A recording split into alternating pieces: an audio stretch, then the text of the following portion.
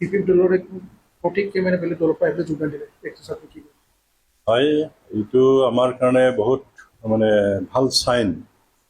কাৰণ গাঁৱৰ পৰা উপজাচি তেওঁলোকে নিজেই আমাৰ BPF দলৰ নীতি আদৰ্শটো ভাল পায়।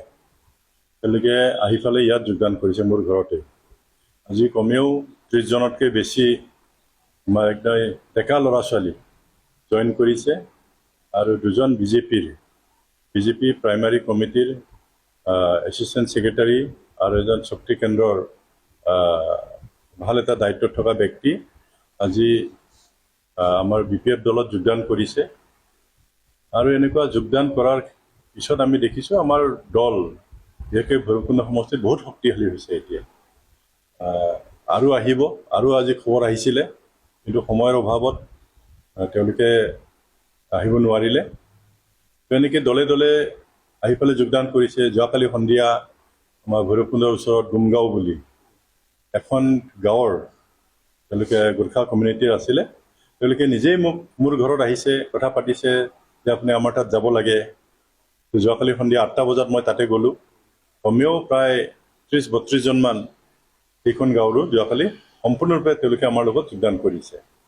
এইটো আমাৰ কাৰণে বহুত ভাল কথা। আমাৰ BPF দল বহুত শক্তিশালী হৈছে আৰু এইটো দেখিছোঁ আমি বিশেষকৈ ভৈৰৱকুণ্ড সমষ্টিত আমাৰ জয়টো একদম নিশ্চিত। আৰু বাকী বিজেপি ইউপিবিলাক আৰু আহিব, আমাৰ লগত যোগাযোগ কৰি আছে। তো আমি আগুৱাই যাম, আমি কাম কৰিম। প্ৰতিদিনে আপোনাৰ সমষ্টিত দিনে দিনে মানে জইনিং কাৰ্যসূচী লোৱা দেখা গৈছে। তাৰোপৰি আজিৰ যিকেইজনে যোগদান কৰিলে কিমানজন আছে? আজি 30জনতকৈ বেছি যোগদান কৰিছে। যোৱাকালি সন্ধিয়াও 32জনতকৈ বেছি যোগদান কৰিছে। ডেইলি আহি আছে। কাৰণ আমাৰ ভৈৰৱকুণ্ড সমষ্টিত বৰ্তমান UPPR চৰকাৰৰ পৰা তেনেকুৱা ধৰণৰ কোনো উন্নয়নমূলক কাম নকৰিলে। আৰু বিশেষভাৱে কোনো দুখীয়া দৰিদ্ৰ মানুহ গ'লে তেওঁলোকে কথা নাপাতে, ইয়াত খুলি নিদিয়ে বুলি কৈছে। বহুত কমপ্লেইন মানে। আনফালেদি যিবিলাক PMAY ঘৰবিলাক আছে, বহুত ঠাইত তেওঁলোকে কাম কৰা নাই। আৰু নিৰ্বাচনৰ আগত তেওঁলোকে যিখিনি কথা দিছিলে, বিশেষকৈ UPPL দলৰ পৰা যিখিনি কথা দিছিলে, তেওঁ এটাও কথা তেওঁলোকে ৰাখিব পৰা নাই। তো ৰাইজ ক্ষোভিত হৈছে তেওঁলোকৰ ওপৰত। আৰু সেইকাৰণে আজি ৰাইজে ওলাই আহিছে, তেওঁলোকক আৰু ভোট নিদিওঁ, তেওঁলোকৰ লগত থাকিলে আমাৰ ভৱিষ্যত একো নহ'ব, আমাৰ উন্নতি নহ'ব। আৰু সঁচাকৈ ৰাইজে দেখা পাইছে যে বিশেষকৈ ওদালগুৰি জিলাত আমাৰ বৰ্তমানৰ যি চৰকাৰ, প্ৰমোদ বড়ো ডাঙৰীয়াৰ নেতৃত্বত যি চৰকাৰ, তেওঁলোকে কোনো এটা বস্তু দেখুৱাব নোৱাৰে। কোনো আন্তঃগাঁথনি যে আমি যে এইটো কৰিলোঁ, এইটো বিল্ডিং আমি কৰিলোঁ, এইটো দলং আমি কৰিলোঁ, এইটো কালভাৰ্ট আমি কৰিলোঁ, তেনেকুৱা ধৰণে তেওঁলোকে একো দেখুৱাব নোৱাৰে।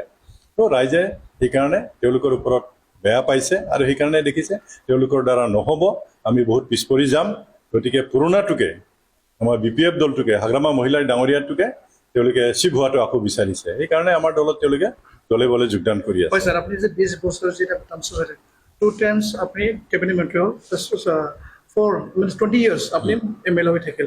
মানে ৰাইজে আপোনাক মানুহ হিচাপে ভালকৈ ভোট দিছিলে না পাৰ্টি হিচাপে আপোনাক ভোট দিছিলে?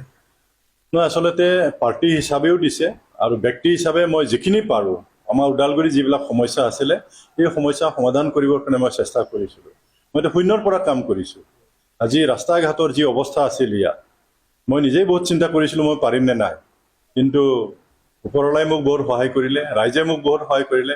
আজি চাৰিওফালে ৰাস্তা ঘাট হৈ গ'ল, দলং হৈ গ'ল, বিভিন্ন আন্তঃগাঁথনি আমি নিৰ্মাণ কৰিলোঁ।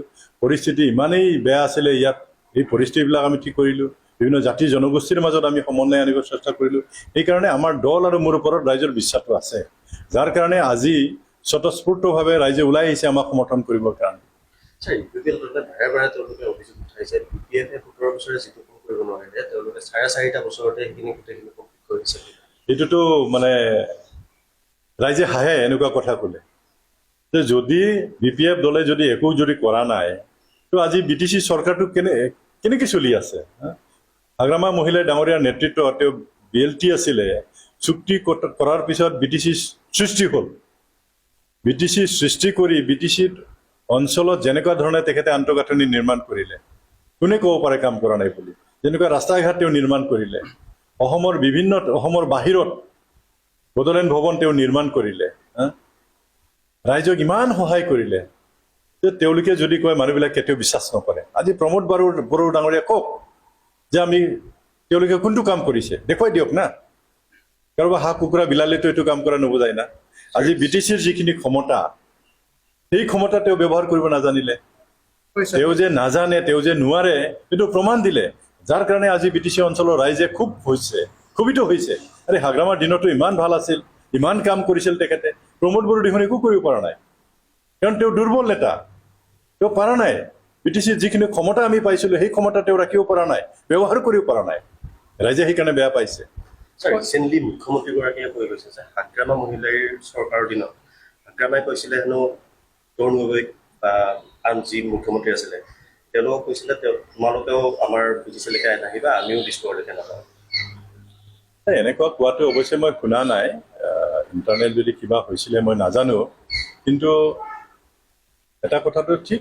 যেহেতু BTC অঞ্চলৰ ৰাইজে আন্দোলন কৰি আনিছে হয়তো সেইকাৰণে তেওঁলোকে ইয়াত হস্তক্ষেপ কৰা নাছিলে এইটো বেলেগ কথা এটা বুজাপৰা আছিলে সেইকাৰণে বুজাপৰাত কামটো কৰিছিলে মানে তেওঁ হস্তক্ষেপ কৰা নকৰাটো নিজৰ নিজৰ দলৰ কথা সেই সময়ত কংগ্ৰেছে হস্তক্ষেপ কৰি আছে এইটো কিবা হ'ব নেকি? মই এতিয়া একেবাৰে হস্তক্ষেপ কৰা বুলি নহয় আমাৰ দুৰ্বলতা প্ৰমোদ বড়োৰ দুৰ্বলতা সেইটো প্ৰমোদ বড়োক দিছেই ক্ষমতাটো সেই ক্ষমতা তেওঁ সদব্যৱহাৰ কৰিব পৰা নাই নিজে জনা নাই সেইকাৰণে সেইটো এডভান্টেজটো ল'বই বেলেগ দলে এইটো স্বাভাৱিক না মই হ'লেও সেইটো কৰিম